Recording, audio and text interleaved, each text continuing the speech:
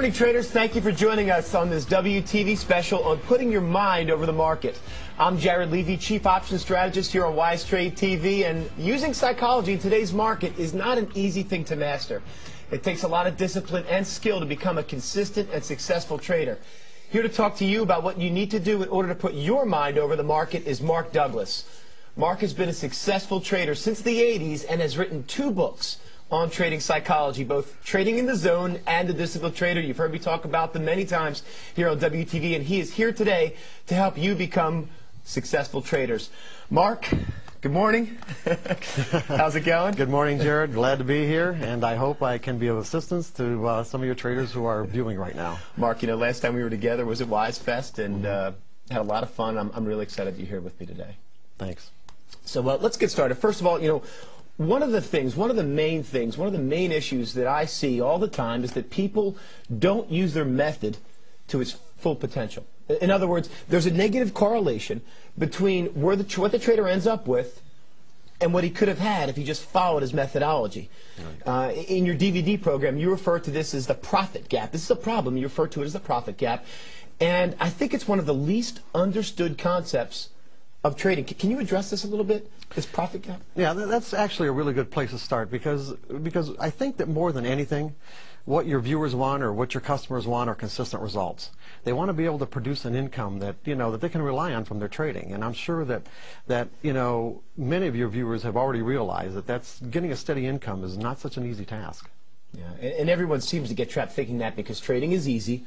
Right. Or because it's easy to find yourself in a winning trade, exactly. Which many people do. Right. You know, that they think it's also easy to become a consistent winner. Right. And you know, it took a long time before it actually dawned on me that winning and being a consistent winner are 2 completely different animals, 2 different things.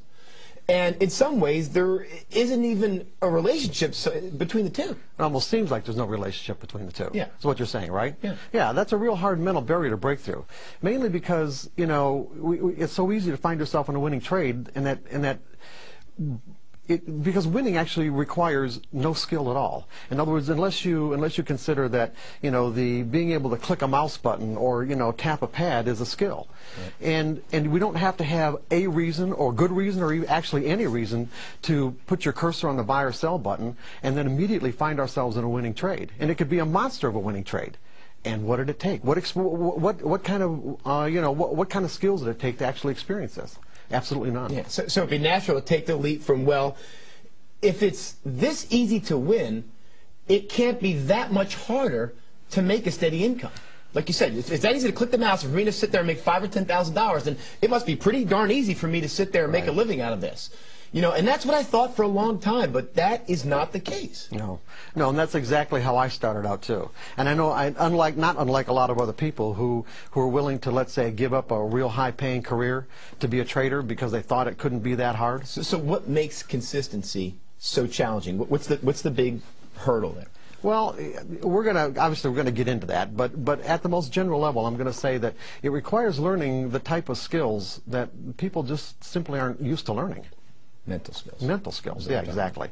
In other words, it requires mental skills. Most people assume that because their technical method gives them a signal to get into a trade, that if the method produces a high percentage of winners, it will equate to a consistent income, not taking into consideration that the proper execution of those signals requires mental skills.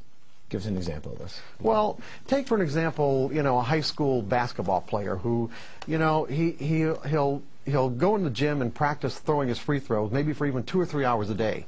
It wouldn't be unusual for him to be able to hit 50 in a row, would it? I mean, that's not see that all the out of time. the realm of reality, right? Okay, so the problem is that could he even hit 2 in a row if the circumstances were he was in the final game of the NCAA championship, his team is down 1 point, there's only a few seconds left on the clock, and he was just fouled. Changes everything. Yeah, under those circumstances, without the appropriate mental skills, hitting either one of those free throws is very unlikely.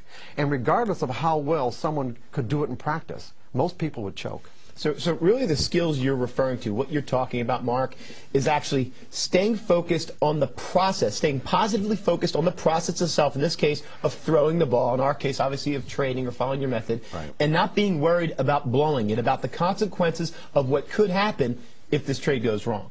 Exactly right. Just like what I'm going through right now. Here trying on to stay TV. focused. Yeah, trying to stay focused in the process of this presentation and not blowing it. Well, you're doing fantastic. Anyway, you know, with training, we may have a technical method telling us what to do and giving us the potential to generate consistent results.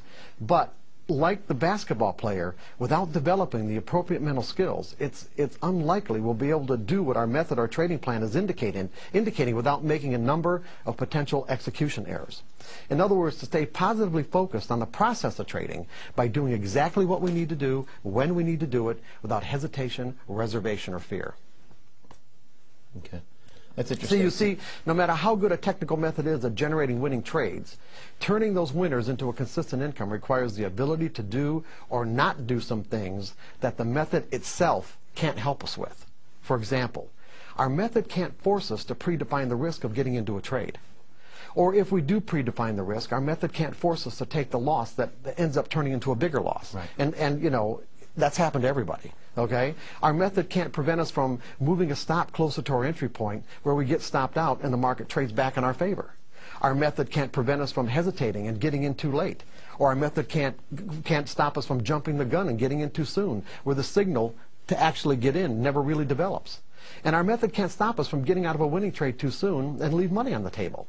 Nor can it prevent us from letting a winning trade turn into a losing trade without having taken any profit. I know that all of our traders have experienced these issues. I know they have, and I think really what you're saying is that the methodology, and this methodology, folks, what we're talking about when we say the word methodology is the Wise Trade software, that's our method.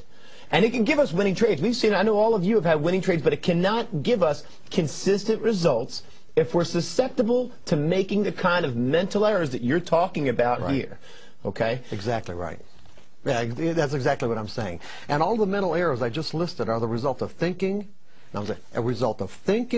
believing, or assuming that our technical method is telling us what's going to happen next on a trade-by-trade basis, and not understanding that technical methods aren't designed to do that.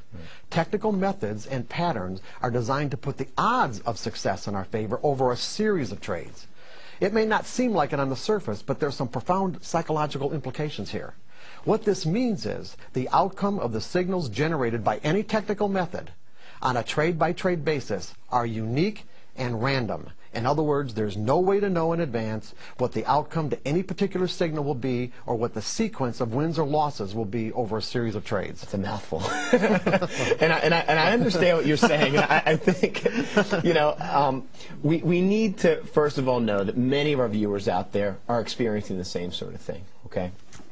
And they're probably going to have some trouble grasping this concept that by accepting the randomness of these outcomes, they can produce consistent results.